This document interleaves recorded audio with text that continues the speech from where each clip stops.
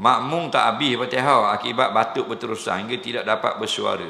Bolehkah dibaca dalam hati tersekat-sekat putus solat dan keluar sah? Kalau kita tak ada suara dah, memang penyakit kita tu dah berobat, tak apa, dimaafkan. Tapi kalau pada hari itu baru batuk tak keluar suara, kena berhenti dulu solat. Bila?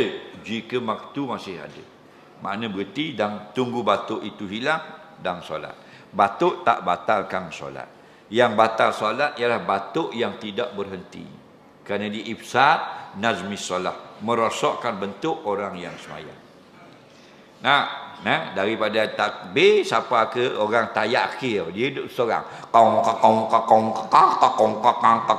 Rosak dah rupa orang yang sedang bersolat, batal.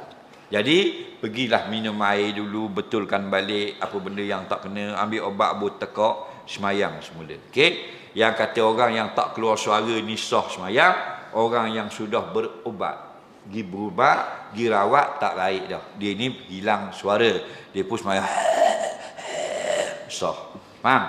Kerana apa? Mastata'tum. Itu sekadar yang dia